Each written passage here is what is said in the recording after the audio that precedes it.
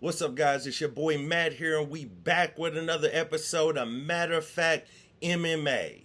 So it goes down this weekend. This weekend is going down in Las Vegas. We're talking about UFC 290. Alexander Volkanovski defends his featherweight championship against Yair Rodriguez.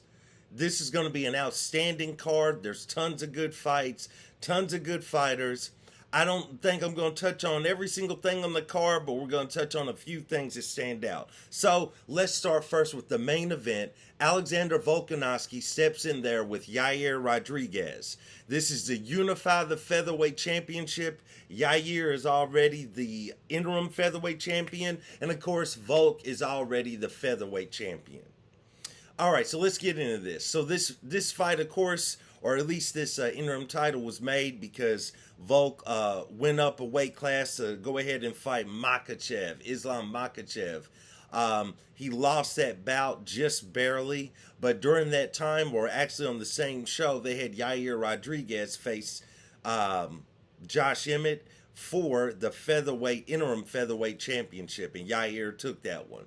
So let's get into this fight real quick. So there's a lot of different angles you could say about this fight, but I'm just gonna try to keep it quick and keep it simple because there's so many fights to go through. I got to go with Alexander Volkanovski. Again, definitely not a hot take. I'm sure that's what everybody's doing.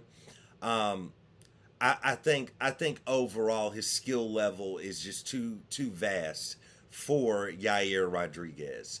I could definitely see, even though Yair is, coming off of submission wins and, seems to be not, Yair is not what I would say is he's a really good grappler, but he's very opportunistic when it comes to his grappling.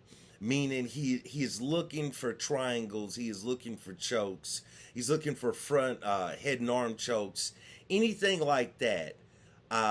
That's kind of what his grappling is. His grappling is not meant to hold you down or wear you out or grind on you or anything like that. Yair's grappling is more if he is taken down or if he's put into a situation where he has to grapple up against the cage or anything like that, then he has tactics that he's going to use more or less to try to get himself back into space, back into open range, so he can fire off his kicks or his punches. Even if he goes to the ground, it looks like to me, and this might just be me, that a lot of his grappling is more done to basically get back to his feet. So if he threatens triangles and things of that nature, he's hoping his opponent will somewhat loosen up or back out so he can get back to his feet. But I got to go along with Volk on this one. There is a world that I see if Yair is gonna win, or if he wins, I should say. I'm gonna have to say that if he wins, he might. I think the only way he probably pulls it off is by some sort of triangle, some sort of head and arm choke, some sort of a submission that he just catches Volk with while on the ground. Probably Volk is going to be in more of a dominant stance, probably either grinding him out or doing ground and pound shots or, something along those lines. Maybe Yair throws up some legs, wraps him up in a triangle. It's hard to say because, even T-City couldn't submit Volk with a triangle. But, if Yair wins, I don't see him winning by points or by scorecard. I don't see him winning by knockout. I don't think Volk is going to be that reckless to get caught with something like that. The only thing I could see him getting caught with is some sort of submission from the ground. But regardless, I got to go with Alexander Volkanovski in this fight. So I believe that he's going to take it. Let's move on to Brandon Moreno defends his flyweight championship against Alexandre Pantoja. Okay, so going along with this one, I'm a huge Brandon Moreno fan. I'm gonna lean toward Brandon Moreno in this fight. I think that's what I'm gonna lean toward. But this is what I will say. So if I'm going to make a pick, I'm going to make a pick of Brandon Moreno. However, I might only be doing that by being out of a bias of being a fan of Brandon Moreno. Because honestly, when I'm looking at Pantoja, the thing about him is anytime that Brandon Moreno is going to get close to him, try to hold him up against the fence or anything like that, if it was to happen, because I don't think Brandon Moreno is going to be able to stand back and pick him off at range at this entire fight, because Pantoja, I mean, he throws with reckless intention. Like that man's trying to hurt you, you know what I'm saying? He's trying to go in there and do damage with each shot. He's not just trying to do little pitter-patter punches and score. Pantoja's out for blood, you know what I'm saying? He's like, look here, Pantoja seems like the type of guy that in the middle of the fight, he just would walk in the middle of the octagon, turn around and point at you and be like,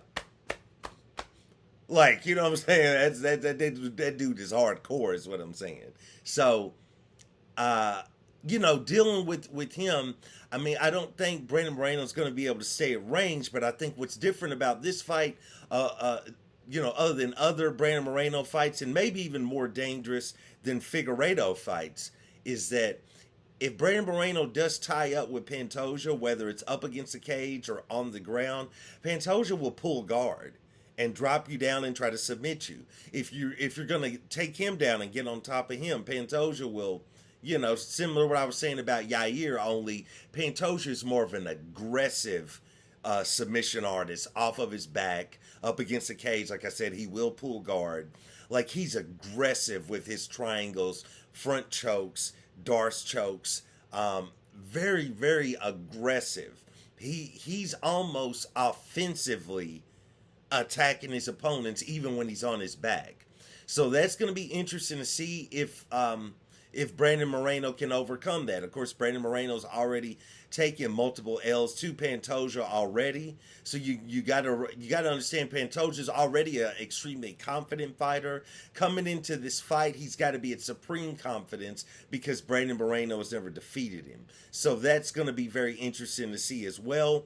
But at the end of the day, I mean, when you face a monster like Figueiredo multiple times, I got to go along with Brandon Moreno on this one, although I could definitely, for sure, I mean, I almost want to pick Pantoja. I could definitely see a world where he wins because the man is just so intense. Like, this is a dude, if you're walking down a dark alley and you see Pantoja walking towards you with that 1,000-bow stare,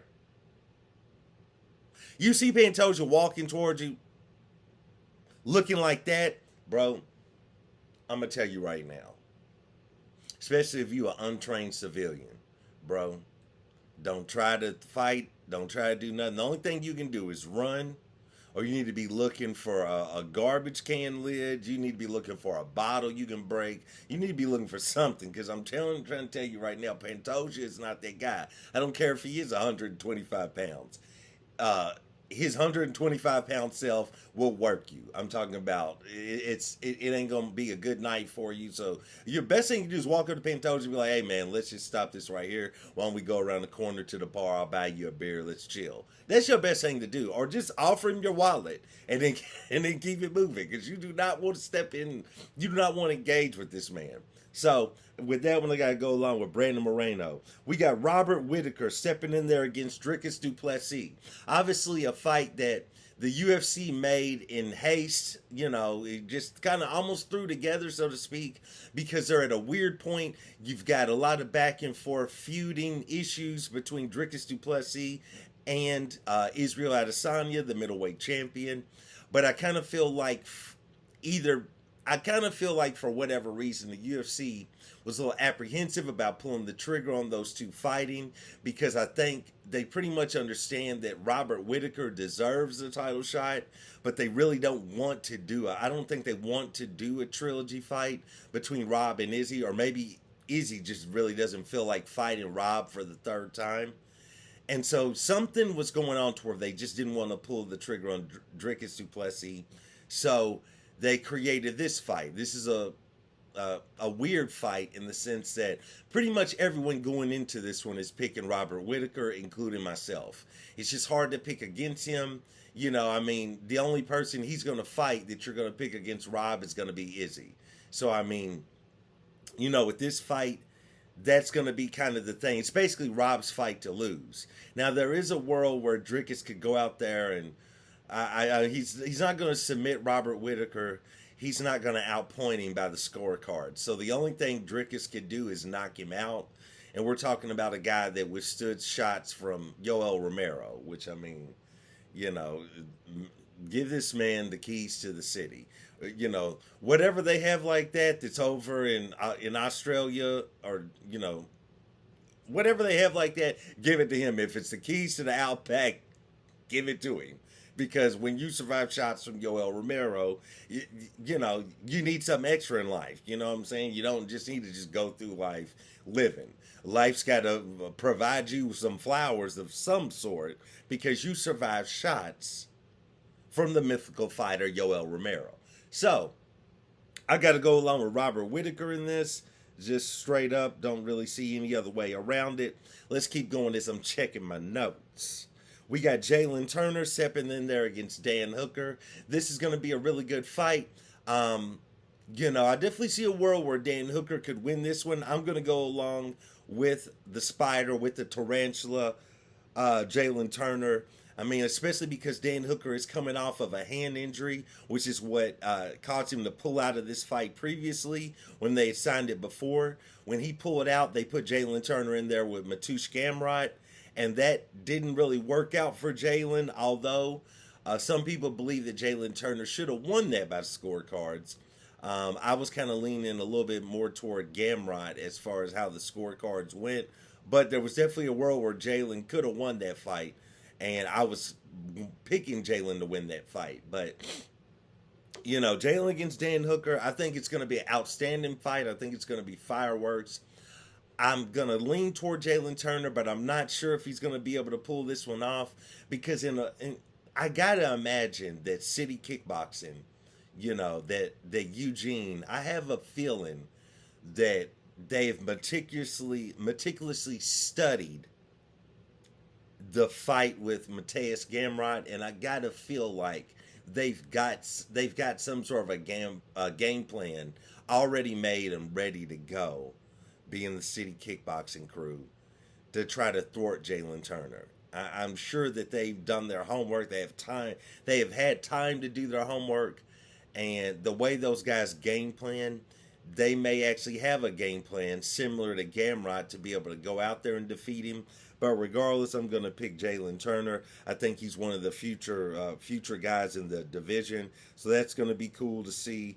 Bo Nickel, his opponent, Gore, he pulled out. He's got a new opponent, Val Woodburn. I mean, there's nothing need to say there. I mean, just straight up. Bo Nickel going to go out there and do work. So, I mean, regardless, bro, Bo Nickel going to go out there, do work. He's going to take him to the ground. He's probably going to take his back, and he's going to choke him out. Or if he chooses to make it go 3 rounds, he's going to smother him for 3 rounds. And this guy's not going to know what body of water he's been pulled into, by creature from the Black Lagoon, Bo Nickel. Because that man he comes out the water, he pulls you, he grabs you, he pulls you into the deep water, and then the man just drowns you. That's it. So, we ain't got to go too much more into that fight. Veteran, legendary, bro, one of the old school dudes, legend, I am legend, Robbie Lawler steps in there against Nico Price. I mean, I'm a huge Robbie Lawler fan, so I can't pick against him. I just don't even really want to make a pick in this.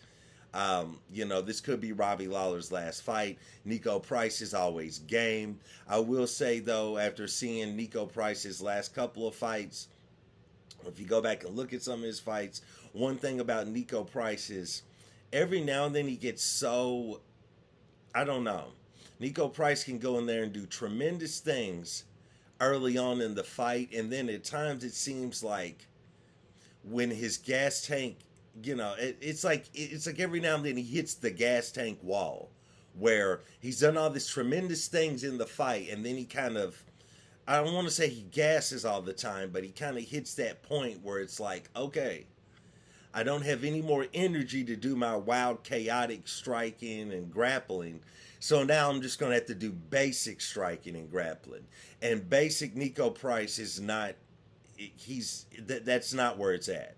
So when he gets to that point, and his gas tank's a little low, and he goes basic on them, I mean, it lowers his strike count. It generally lowers the accuracy of his strikes. And once you take away that chaos from Nico Price, he's not as good of a fighter to me. So there's definitely a world where Robbie Lawler can outlast him and go in there and do it. But nowadays, I kind of feel like if Robbie goes in there and it's not looking like he's going to get you out early, or he's just leaps and bounds ahead of you, it kind of looks like to me Robbie kind of goes into cruise control, almost like, he's like, I'm not trying to take a ton of damage. I'm just going to try to cruise through to the end. And if I lose by decision, then I just do. And I mean, after a man that survived wars with Carlos Condit, survived wars with, numerous people. I mean, who you want to pull out? Who Robbie ain't been in a war with? You know what I'm saying? I mean, you go all the way back to Johnny Hendricks wars. So I mean, it kind of seems like to me that's kind of what you're going to get out of that fight. I hope Robbie wins, but I'm not going to make a pick here because I definitely see Nico Price more than likely probably taking this one. Jack Della Maddalena. He's making Maddalena. Maybe that's how you say it. I don't know. He's a heck of a fighter. That's all you need to know. You know what I'm saying? Call him OJDM. That's all you need to know. He's a good fighter. So, regardless, I don't know anything about his opponent that he's facing. I got to go along with JDM. Moving on this one, we got Yasmin, Mexican prospect going in there against Denise Gomez. I'm not even going to try to pronounce Yasmin's last name. I'm too country. I don't want to mess it up. But I got to go along with her over Denise Gomez. I mean, Yasmin she's been very impressive. Her strikes have been crisp. She's got outstanding stand-up. She's got good grappling. She's got good defensive grappling. And she's very opportunistic with chokes and submissions. I got to go along with her. I really feel like the UFC is leaning hard into her as being possibly could be a future champion in that division. But anyone from Mexico, the UFC is looking, they're highly favoring at the moment, given the climate of how all the champions and everything is going in the UFC with Alexa Grasso, Brandon Moreno, so on and so forth. So that's that. I got to go ahead and go along with Yasmin in that. Jimmy Crute doing a rematch against Alonzo Menifield. Their first fight, I went along with Alonzo Menifield. This one, I don't really know who to call. It could be that Jimmy Crute's going to take this. I usually always pick against Jimmy Crute because he doesn't seem to be the most skilled fighter to me. But I will say that last fight, I felt like Alonzo Menifield's decision-making is what caused that fight to go on to be a draw. I feel like his decision-making is just not good because he should have beat Jimmy Crute. He should have got him out of there in that last fight. But his decision-making as the fight goes on, if it's going to have any length to it, it's not that good.